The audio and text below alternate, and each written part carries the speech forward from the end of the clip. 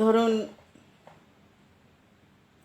আমি প্রচণ্ড নামাজ পড়ি, 5 ওয়াক্ত নামাজ পড়ি, তারপর অনেক ধরনের আমল করি, যেগুলা করলে বেহেশত নসিব হবে, আল্লাহ তালার দয়া নসিব হবে। আমরা মুসলিমরা তো তাই করি না?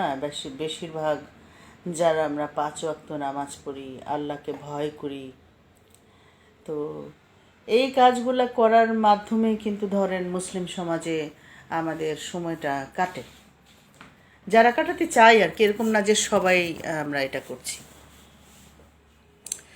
তা এখন ধরেন নামাজ আমার মতে, এটা কিন্তু সম্পূর্ণ আমি আমার মত বলছি, এবং যারা আমাকে অনুসরণ করেন, আমার কথা ভালোবাসেন, আমাকে শুনতে ভালোবাসেন, তাদের জন্য বলা। ধরেন যে নামাজ পড়লাম, ভালো কাজ করলাম, এবং মনে মনে ভাবলাম আমি কখনো কারো ক্ষতি করি না, আমি নামাজ পড়ি, আল্লাহকে ডাকি, এই হাদিস জানি, ওই হাদিস জানি, এবং হাদিস নিয়ে মোটামুটি যথেষ্ট জ্ঞান রাখি। কিন্তু হঠাৎই আমার মনে হয় এই সংসার করব না। হঠাৎই আমার মনে হয় যাহ, এই মানুষটাকে আর আমি দেখব না। হঠাৎই আমার মনে হয় পৃথিবীর সব কিছু ছেড়ে ছুড়ে দিয়ে আমি একা কোথাও গিয়ে থাকব। আচ্ছা বলুন, নামাজ যদি এত শুদ্ধভাবে আমি পড়ে থাকি, তাহলে আমি কার সেজদা করতেছি?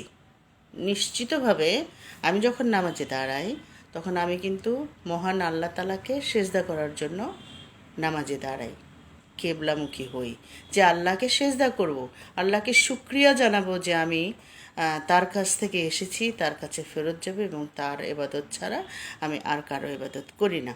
তাহলে আল্লাহ তালা, মহান আল্লাহ তালা কি আমাকে এই মনের ভিতরে এই অনুভূতি দিবে যে আমি একে ছেড়ে চলে যাব, তাকে ছেড়ে চলে যাব, সংসার করব না, সংসারে থাকবো না, অথবা এই লোক খুব খারাপ, ওই মহিলা খুব খারাপ, একে দেখবো না, তাকে দেখবো না, এই অনুভূতিগুলি কি সত্যি সত্যি আসবে?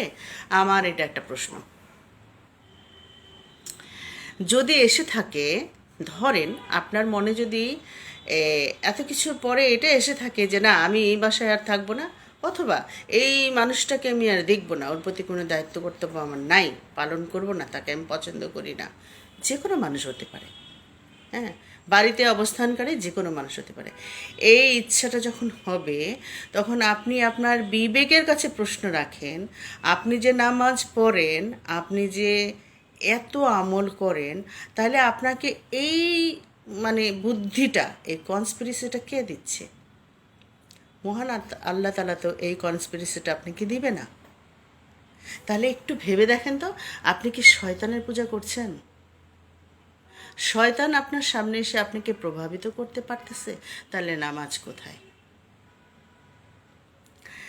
নামাজ নিয়ে, নামাজ সালাত কোরআনে আছে কি নাই, শরীয়তে কতখানি আছে, সমাজে কতখানি আছে, বিভিন্ন যে মাসালা বলবো না কি বলবো, আমরা যে অনেক দল, অনেক ভাগ, সুন্নি, শিয়া, আরও অনেক কিছু আছে, নামাজ নিয়ে অনেক ধরনের কথা আছে। তো আমি ওই ওই জটিল কথাগুলোতে গেলাম না, শুধু এইটুকু বলি, যারা শুধু আমরা নামাজ পড়ি আল্লাহকে আসলে মন থেকে ভক্তি করে আল্লাহকে সেজদা করার জন্য আমরা কেবলামুখী হই এবং রুকু সেজদা করি, এত কিছু করার পরে যখন আমার মনে হয় প্রতিশোধ নিব, আমি এই মানুষটা সারা জীবন আমাকে কষ্ট দিয়েছে, সেটা খুব খুব কাছের মানুষ হতে পারে, সেটা সন্তান সন্ততি হতে পারে, সেটা ঘরের কাজের লোকটা হতে পারে, দারোয়ান, পিয়ন, অর্থাৎ আমার চারপাশের আমার যে পৃথিবী, আমার পৃথিবীতে যারা আছে তাদের কারো না কারো সাথে আমার এই মনে কষ্টটা রয়ে গেছে। তো আমি কি করব? তাদেরকে ছেড়ে চলে যাব, তাদেরকে থাকবো না বা তাকে দেখবো না, একটা সিদ্ধান্ত নিচ্ছি, যেই সিদ্ধান্তটার মধ্যে সত্যিকার অর্থে কোনো মঙ্গলময়তা নাই, শুধু বর্জন, বিয়োগ আছে, যে আমি তাকে আর দেখব না।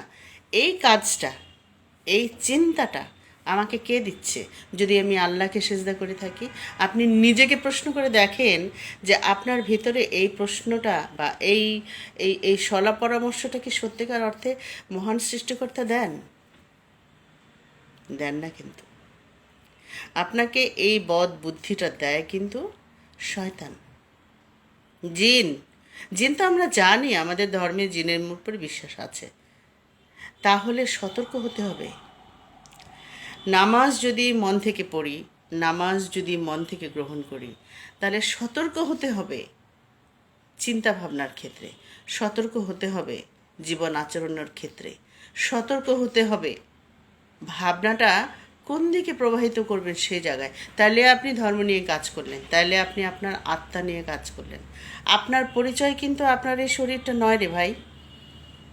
আপনার পরিচয় কিন্তু আপনার এই পোশাকটা নয়। এই পোশাকটা, এই যে আমার চেহারাটা, এটা হচ্ছে আমার পোশাক।